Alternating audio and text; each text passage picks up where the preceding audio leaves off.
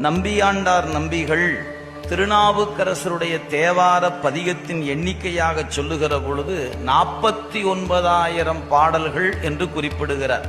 சுந்தரமூர்த்தி சாமிகளும் திருநின்றியூர் தேவாரத்தில் 49,000 பாடலை தந்த திருநாவுக்கரசர் என்று குறிப்பிடுகிறார். அப்ப நமக்கு அவர் பாடி அருளிய பாடல்கள் 49,000.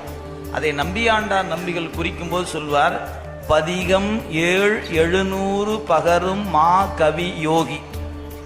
அவர் யாருன்னா கவி பாடுகிற யோகி, சாதாரண மா கவி பாடுகிற யோகிம்பர். பதிகம் 700.